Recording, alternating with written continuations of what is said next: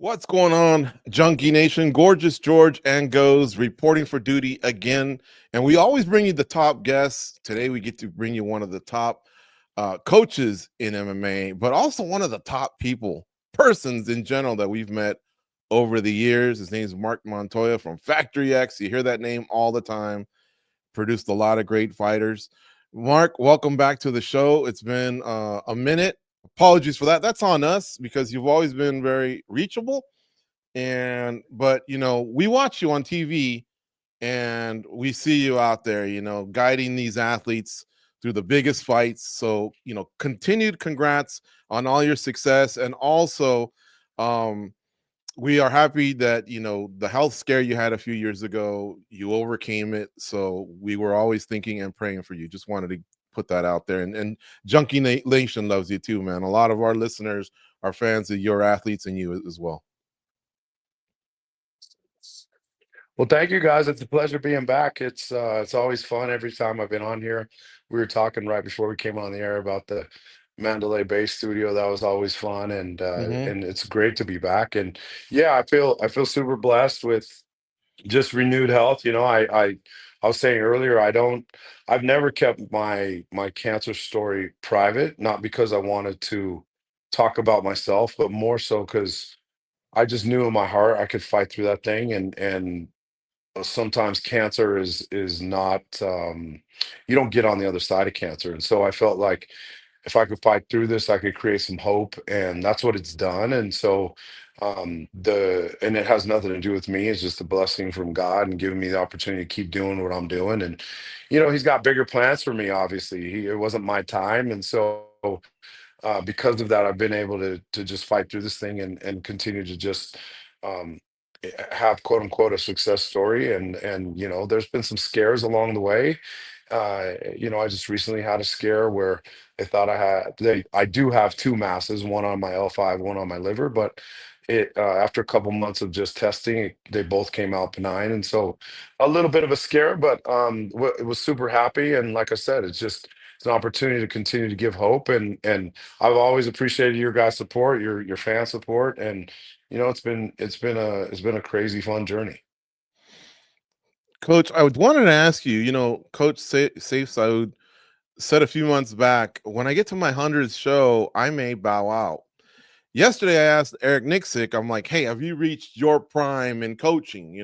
So I want to ask you a question out there as well, or, maybe tied to longevity. How about you? Have you ever put a number on how many events you'd like to be a part of it, or your age, or would health determine it? And like, do you feel like you're in your prime of coaching, or do you feel like there's still even more to learn, I guess? And here's why I asked that. Because remember, like, I don't know if you watch the other sports as much, but sometimes like I remember a coach named Bill Parcells, successful Super Bowl winner, but then towards the latter stages, he still insisted on run the ball, And granted, running the ball can win you the title, but the game evolved so much, it's almost like he got phased out because of the way it evolved, and he didn't.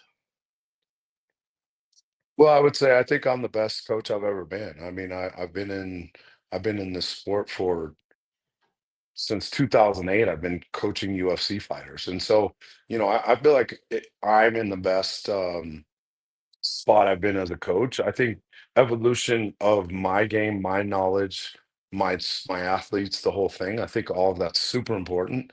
If I'd never have put a number on that, no, or a time or a date or an age, nothing like that.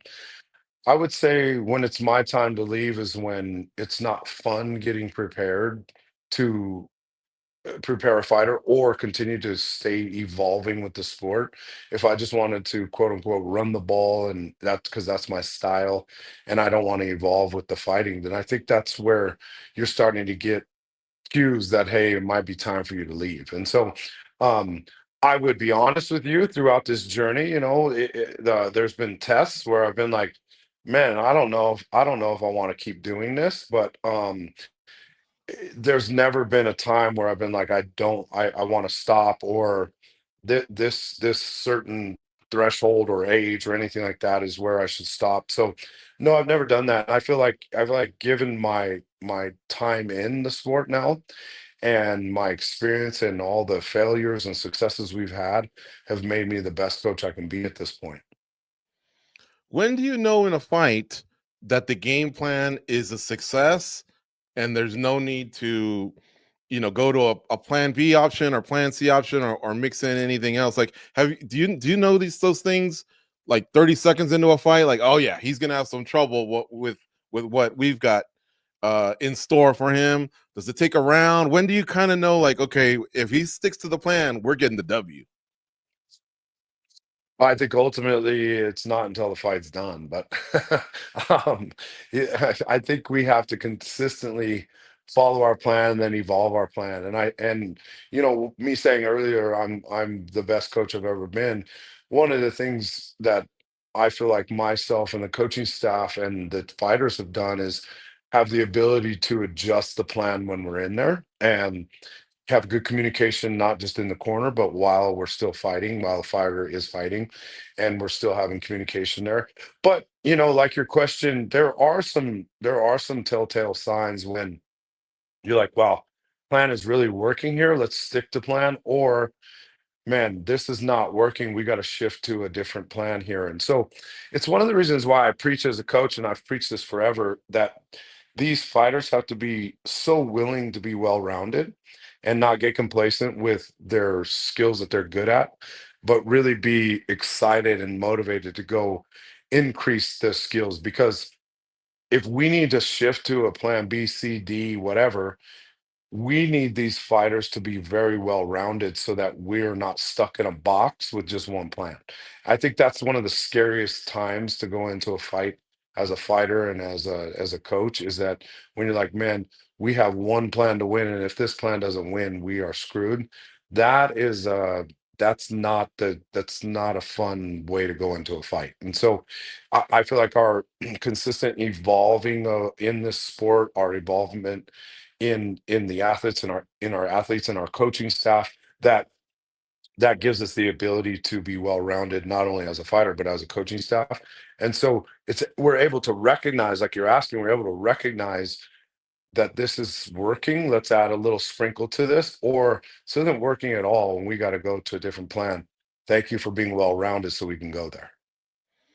Ain't it amazing how GSP came from a karate background and used wrestling to dominate, and John Jones came from wrestling and uses his kickboxing to dominate? Have you ever thought of that? Like, have you ever switched your athletes all the way around from their origin, martial art or sport, or do you just try and like add to what they have and, like you said, eventually round them off? Well, I think even with John Jones or GSP, I think it was all being just added at the time. And then I think what happened, or I know what happened, is you saw those other martial arts skills really shine. And then they also had the threat of their main martial art that they came in with to always be exhibited and used. I mean, you've seen John Jones, for example, go in there and Russell Cormier. But you've also seen him use that to strike and finish guys. And so the threat of having all those things, I think, is really important. And yes, your answer, your question is, have I done that? Well, yes, I think what we've done is we said, okay, your base is this. Now we need to work on these other martial arts so that we can add to your base. And then what ends up happening is, um, for example, Youssef Zalal is a good example. Youssef comes from Morocco, which is a striking. He came from a striking background, given the proximity of where he was living. Striking is really prevalent in Morocco, and so he comes from a striking background. He comes here. We know he's got a good striking background. We add to his striking background for sure, but if you want to be a great striker, you got to be good off your back. If you're not good off your back, then guys will just take you down, they'll hold you there, submit you, what have you. But if you're good off your back, then you've got multiple threats and you're a well-rounded fighter. And so I think what happens is you say, hey, we need to go work on these additional skills. You already have a good base. And then anything, if you're competitive, if you really want to increase your skills, you're going to go work on the things that are quote unquote your weaknesses, and then they become your strengths. And so I think that's what you see these guys have their strengths appear on TV, like, wow, they've changed their arts, but they were actually their weaknesses, and they became their strengths. That was the guy I was actually going to ask you about. His transition has been so amazing, and it hasn't all been like in cage technique and all that. A lot of it you feel is in his attitude and the way he looks at the sport now. Can you maybe share the moment where you felt that you saw that click, that change in him? Yeah, with Youssef, we had a lot of success early in his first run in the UFC. He was 3-0. Unfortunately, he caught some failure after that. Some of it was some short notice stuff. Some of it was just, some inexperience, and some of it was just timing, and it just didn't work out. And so, you know, where I saw it the most actually was on the regional scene. He did this tournament that is a he would fight 3 times in one night, and it's here locally in Denver. And he did this tournament where you box first, you do kickboxing second, and then you do MMA third. Now, if you lose the boxing match, you don't get paid any money. And if you win the kickboxing match, you advance to MMA. But if you lose the kickboxing match, you get paid very little as well. So the risk there was super high. But what I saw in the training there was his evolution already leading up to all of that was happening, not just physically but mentally.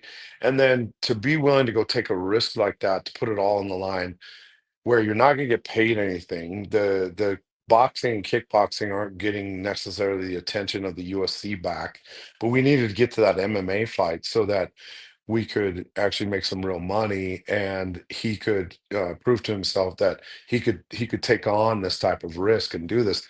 That's where really I saw this mental shift in him, where he was like, man, I could conquer all things here, and it doesn't matter what obstacle you put in front of me, I can do that. And if you further down the road here, when we just fought Cater, I brought in Olympic level boxers for him.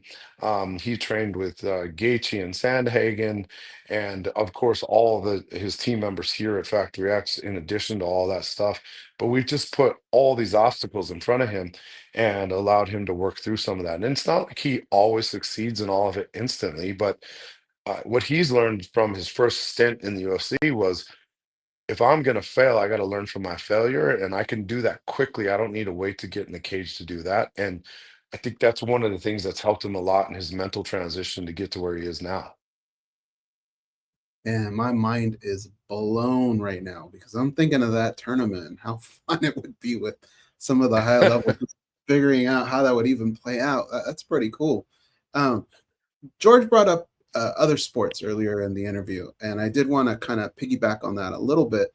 We're going through generations now of sports where we're seeing some of our stars from basketball or football that are now becoming coaches, and they're doing their thing, and they're actually being really successful. And it's not so much tied to whether they were a great football player or a great basketball player. Some of the guys that were on the bench have actually won championships as coaches.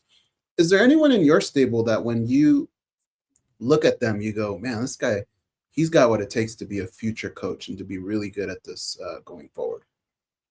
Absolutely. I think one of the ways that I've helped my guys is to encourage them to coach. And so whether it's coaching just the open classes that we have for adults and students and kids, or helping coach the team, helping coach guys when they're in camp, when they're not in camp. I think coaching is one of the ways, I just know that coaching is one of the ways to learn and advance your IQ. And if you are going to ask somebody to do it, you got to be able to exhibit it and show it yourself. And if you don't know how to do it, then you'll figure it out. And so, yes, there's guys in here that could be amazing coaches. Dustin Jacoby could be an amazing coach. Yusuf Zalal, Cody Brundage can be an amazing coach. Those are just a few guys that come to mind quickly. But I would say any of my guys that I have that are at a high level in the UFC, for example, those guys have all been asked to coach throughout their advancement in their personal career, because I felt like it's such a way for them to grow, and not just physically grow, but mentally their IQ to grow. And that's what I was talking about earlier, is that if they're gonna enter this cage, they got to be very well rounded. Well, one of the places that they have to be well rounded is their IQ. And so, in order for us to speak the same language, coach to athlete, athlete to coach, we have to be able to have high IQ together and then go in there and say, okay, physically, I know you can do all these things, but if we need to go into the bucket and grab out plan F, we can do that because your IQ is so high. And one of the ways we've been successful is encouraging and challenging our students and our athletes to coach. And so, yeah, I think you're bringing up a great point because that's that's why you're seeing in other sports or even our sport, you're seeing great coaches come out of some of these guys that were athletes, even if they weren't world champions. It doesn't mean that they can't be great coaches. And if you have the desire to do it and you have the IQ to do it, then and people you're a good leader, then people will follow you and you can take them onto some really high mountaintop views that are fun to have. And the big thing too about being a coach is the mountaintop views are fun, but it's in the valley that you really are earning your respect, your dollar, your advancement, all those things. Mhm. Okay, and I wanted to kind of pick your brain a little bit, coach. Yeah, I don't want you to give away too many of your secrets, but I wanted to kind of see how coaches adapt to certain situations. And one that often comes up is when you have to coach somebody that's going on Dana White's Contender Series. I know you want to stay true to who they are and what they're best at, but at the same time, you kind of have to battle a little bit of what Dana and the matchmakers like, right? And they love finishes. And wh- how different is it to take somebody onto that show? And is the preparation and the advice at the end a little different than it would be, say, a regular card? Well, it's a good question. The Contender Series is unique. It's interesting because you're getting young fighters in there, young in the sense of experience. You're getting young fighters in there that are at the upper echelon of their regional spot. So they're probably cleaning out their regional weight class or division or getting close to doing that. And so they get an opportunity because the UFC sees them and says, okay, this is the type of fighter we're after stylistically. Now, can you come up against another fighter from their region that's the same? And can you beat them and can you beat them handily? I think one of the hardest parts about the Contender Series, excuse me, is that not only do you need to go out there and win, but you need to go out there and you need to win in a great fashion. And so, finishes is what they're after, and that's not easy to do, as you guys know. You've been around the sport forever. To go finish a guy is the always the objective, but it's hard when you get two really skilled people in there. So, advice wise, I don't think the advice changes, not at least not for me, because I feel like I feel like if, and I've had plenty of kids go through Contender Series and have a lot of success and go to the UFC. I think if you go and you put the emphasis on, let's just say a striking finish or a submission finish or whatever, that you kind of take them out of the well-rounded game that we preach, and that is, hey, let's go be well-rounded so that you can finish everywhere. You've already shown that you can do this on the regional scene. This is another regional fight, quote unquote. It's just a different cage, and I get it. It's Contender Series. It's an opportunity to jump off to the next level. But the other thing I would tell you that I think one side of this coin, I don't know if you guys have talked about this, is I like the test of the Contender Series because if my kid's not ready, I want to know that then so we can go back to the regional scene and say, hey, we got more work to do. Because the last thing I want to do is pad a kid's record, him get taken into the UFC, get smashed twice and be out and never come back. So I'd rather have the test and then the knowing of, hey, we need a little more time here to develop than the other. And so the advice, no, has never been different, at least not from me, where I've said, hey, we need to put the emphasis on we need the finish. The emphasis is always getting a finish, whether it's your first amateur fight or your 50th pro fight. So they know that. And so at the end of the day, when we're talking about all that, no, I've never made it. They already know what it's about. And so we all know what it's about. And so to consistently harp on that, I don't think would do anything, give them an advantage. I think it's say, let's stick to what got us here. And what got us here was doing X, Y, and Z and nothing, not emphasizing something more. Coach, let's talk about Brandon Roybal, one of your most exciting thoroughbreds you got there in the stable. Recently, he had to pull out of a fight, and we're hearing, there's concussion protocol. So I know this might be a sensitive subject that possibly you can shed light on or not. Is this all concussions are serious, but what I'm talking about is, like, for example, Chris Holsworth, TJ Grant, fighters who never came back. And then there's the ones that it's just a setback. They'll be ready to go. Is there some sort of an update you can give us on Brandon and that? And, if we'll see him fight this year? Yeah, so I couldn't give you an update on Brandon, and the reason is I haven't trained Brandon. He hasn't trained here for a couple fights. He actually moved on and is doing his own thing. And so I heard he got a concussion leading up to the Cape fight, which is unfortunate for him. And it sounds like they're taking that pretty seriously and doing all the protocol that they need to do. But I don't have an update for you because I haven't trained him for a couple fights leading up to this concussion that just happened. Okay. When was the last fight you guys worked together? The Moreno fight. In Mexico? Okay. Yep. And then the next question is, I want to go back to Zalal. He seems to be in a lot of people's corners. Like, is he more about because he brings the knowledge, or is he just that energy guy, charisma guy that you want to bring along? Because I guess my question is, why do a lot of fighters choose to bring him? And I love the dude, by the way. What is it, X's and O's, or just energy? So here's the story about Youssef. When Youssef first started training here, he was a teenager. He was 19, and he lived in Aurora, which is about a 40-minute drive from the gym. Well, he didn't have a car. He didn't have the money. So he would take a bus or get a ride or ride his bike or all the above.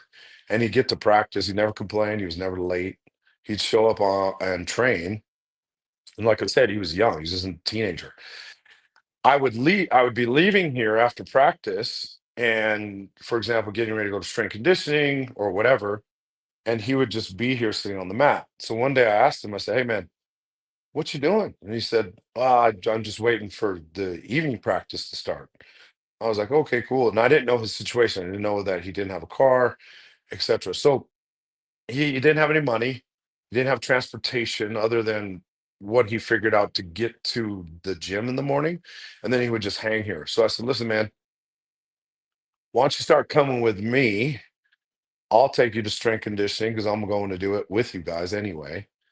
And then, I'd buy him lunch and we'd hang out and we'd have rides together and we'd talk about life. And so I got to know the kid really well and at a really young age. And what happened was I was doing a session in the with one of the UFC fighters, and obviously Yusuf wasn't that, and he was just sitting there watching our session.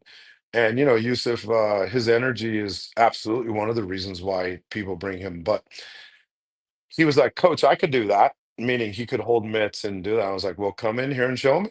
And so he came in and was he doing it like a grizzly old vet? No, but he was definitely had the confidence to do it, and he wasn't bad at it. And so it to me, like going back to our conversation already, I was like, okay, one way to develop this kid is to have him coach. And I knew I could see from watching him as an athlete that he was going to get to the next level. It wasn't if, it was just when. And so one of the things I've done, like with all these guys that I've brought up as athletes and from the local regional scene all the way to the UFC scene, is one of the ways I have mentally transitioned them in is put them in the corner.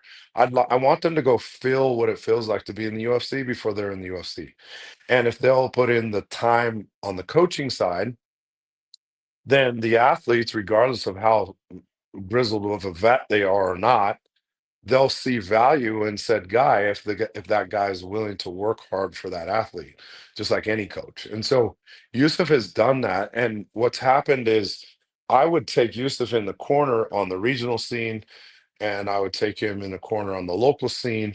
And then eventually I started taking him in the corner in the UFC scene before he was even in the UFC. And then when he got in the UFC, his first stint, he was still helping coach. He's coached the open classes forever, meaning our adult and kid classes, and he's helped and wanted to be a part of athletes camps and said, "Coach, let me help with this. I feel like I could bring some value," and so we've done that. And so to answer your question, I know that's a long about way to get there, but that's why It's very this interesting. answer is there is because he brings a heck of a lot of IQ because he spends a lot of time with the coaching staff and himself getting better on the coaching side, increasing his IQ. And then additionally, he's got crazy energy. And so when you have a guy like that, and guys can, I think everybody in the world can hear him when he's coaching. And so Hmm. um, guys like that, and like anytime they're going to bring a coach, it's because they're bringing value, and his value is double sided because he's got great IQ and he's also fun to be around and got good energy. Either he's coaching or Kevin Hart's in the next room doing a set. I already told him he sounds like him. That's very That's a cool story, man. I love hearing stories about that. Sometimes you hear that fighters used to sleep at the gym just to kind of pay their dues or their gym dues or things like that. But him just saying, "I'm not gonna just sit here. Let me help out with the pads." It makes me even more of a fan. All right, let's just finish with some rapid fire here. What do you do with all your fight kits? You must have tons of them. Do they just pile up in some storage or what do you do? That's a good question. I give them away. I give them to fighters. I give them to family. I give them to fans. I just give them away. I don't.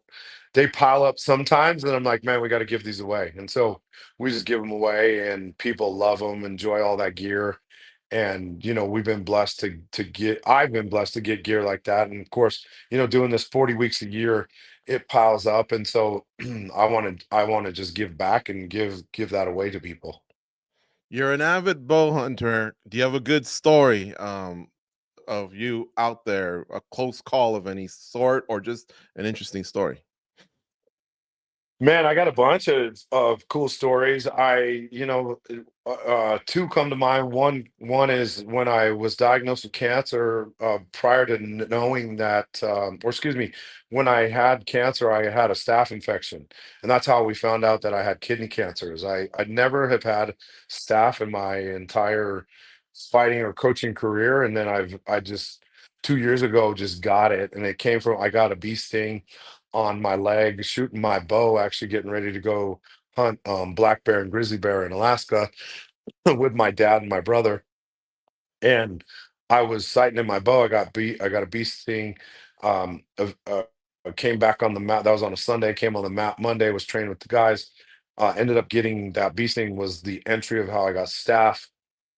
Wow. Get staph. It doesn't work. The antibiotics aren't working. They finally start working, and my trip that I had planned for 2 years with my dad and brothers is within a week. So I wasn't going to miss that. So I go on that hunt, and we all had a successful hunt. My brother and my dad shot a grizzly bear. I shot a black bear. We had an amazing trip. But I did that with staph, and I've never been so cold in my life because number one, Alaska is cold anyway. Yep. That hunt is super brutal. But I'd never been so cold in my life. And I was thinking, man, I have never been so damn cold. And it's because I had staph and I was on antibiotics and I was trying to do all that thing with that. And so to endure all that, to be in that kind of wilderness, to have staph and cancer, by the way, I had cancer and had to get my kidney out post that hunt. Mm. So I had cancer and a staph infection, and I did all that. Hunting bear is a pretty interesting and fun story. And then the second one I would share with you, years ago when I was bow hunting, my dad and my brother decided they wanted to do a year in rifle hunt, and I said, well, I don't want to rifle hunt. I'd rather just still hunt with my bow. And they were like, well, just come rifle hunting. I was like, no, I'm going to bring my bow during rifle season, and which is way harder to do. And so my dad and brother were like, you're an idiot, and they're not lying. So excuse me, guys. So I take my bow to the rifle season, which is legal to do. It's just way harder, and because they're not in the rut like they are in the bow season.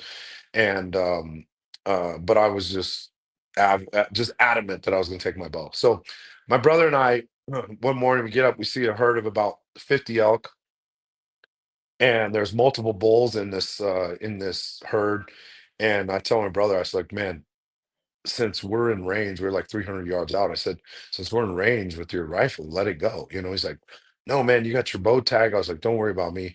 Shoot the bull. So he shoots a really nice 6x6 bull in this herd. Well, what happened is, from the report of the rifle, those elk started moving, and I said, I think I could head them off as they're moving, because we were above them and I could go downhill. I could move pretty quick.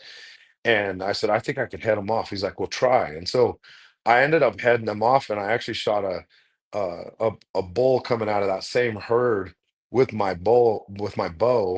And inside of like less than an hour, my brother shot one with his rifle. I shot one with my bow during rifle season. We had two bulls down inside of an hour, and that was it was such a fun adventure for my brother and I, and such a cool story that I consistently remember. I like those. Yeah, the reason I asked is, I don't know if you're a fan of Yellowstone or 1923, but Yeah, I love it. 1923 just did another season, and these close calls with wolves and lions, and I get it, it's a TV show or whatever, but I just wonder if that's your moment, like a surfer, when maybe a shark gets a piece of your board, you're like, you know what? I've done this for 20 years. I may want to sit it out, or a close encounter like that with something in the wild, or it could be that makes you want the next trip even more. I would say if I was going to get taken out by a mountain lion or a bear, it'd be better than dying on the bed having cancer, because I've been there. So I'd say just let's do it. It would it would. I'm not saying that's what I want, but I think that's part of the risk you have, and yeah, I would. It wouldn't make me shy away from going back out there if that happened. The last question I had is, when they go where you got Marc Montoya mic'd up and then they send it to the corner, do they give you a signal just so you can kind of maybe amp it up a little bit more, or do you not know what's happening at all? I have no clue that the camera's on us. They pick that timing. I have no idea. I've never once been told that that's going to happen. Mm, They just mic you up pre-fight, and then hmm they when they want to go to the corner, they go to the corner. And whether it's when fighters in the cage or when you're actually in the cage in the corner, none of that is told to us. It's just we have a hot mic, and that's what we know. So you got to make sure you ain't saying nothing like, "Man, did you see Shelby's shoes? He's got some bum shoes on," or nothing like that. Yeah. Well, I don't know if that's even on my mind, but I yeah, know. you Yeah, I you do couldn't have a think of hot mic anything. for sure. Right. So it's definitely it's definitely, it's it's interesting because we talk in code in the cage. So, I don't tell them to punch and kick, it's all code. Mm, And so part of the reason it's in code is because we're hot mic'd. And hmm then the announcers will end up, even with our codes, starting to figure out what our codes are, and so we have to change them constantly. So our playbook and our codes have to change, but part of the reason it's that way too is because of the apex. The I was doing this before the apex. We always have a spoken code since I've been coaching. I just felt like we needed our own codes to talk about. But when we got to the apex, man, and the place was silent, I can hear every single thing the commentator's saying. I can hear what the corner's saying. yeah. You can hear what the fans are saying. You can hear shit, anything. And so, that's another reason why we've done it. But a big reason is because, you got a mic there and everyone can hear what you're saying. Does it piss you off when the other corner's saying he's done? He don't want to be here, or whatever. They know Yeah, they're the toast. Apex, Have you ever the picked the stuff up like that yeah, where you're I like, mean, wait the a Apex minute? has created a lot more beef between corners than it ever has in the past, because you can't hear Really? them when there's a crowd. Yeah, I Yeah. mean, everyone's charged up and emotional, and you want your guy to do well. And so, you're gonna you're gonna use strategy, whether it's for your guy or against their guy. I mean, it's just part of the sport. And so in the apex is really highlighted because you just you can hear everything. And so Mhm. and yeah, it's gotten camps a little bit fired up at each other, way more fired up than it has in the past, because you could never hear any of that around the crowd. Mhm. Like in the sense that you had words and or people needed to separate. Like how intense did it get? It's just words, and then it's mutual respect. Like, we're Yeah. all in the heat of the moment. I understand you're pissed, I'm pissed, we're good. And so it's all just words. But we're professionals at the end of the day. I mean, especially coaches that have been around for a long time. Yeah. This is part of it. But yeah, you get heated in there, man. I mean, and when you can hear it, Heck yeah. you don't like for that to be said. And so when you're locked in on fight mode, just like the fighter is. And so everyone's emotional in that point. And it's a good thing. I think it's good.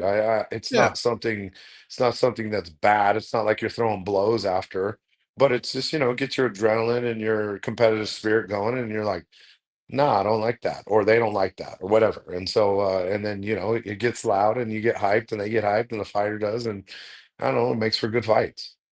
I'd hate to coach against you, piss you off, and then hear something like, I'm gonna go get my bow. This guy's done. Right, Anyway, exactly. coach, I'm sorry we went a little over, Oh, but you're I just good. got so caught up in the stories and catching up with you. It's always just great to get the perspective from the guys that send the gladiators into battle. And like I say, you've been doing this for so long with so many great fighters. Brundage, that last win looked like it really touched you. This guy was fighting for a contract, and he was emotional. And so sometimes it's for the money, for the gold, for your next contract. So I'm sure there's different satisfactions you get as well week to week. But thank you again for joining us on MMA Junkie Radio, and we really appreciate your time. Thank you guys for having me. Like I've always said, I'm always willing to come on here. You guys have done some amazing stuff for the sport, and I appreciate your support and love your fans. So anything I can do to help you guys out, you let me know. Thank you, sir.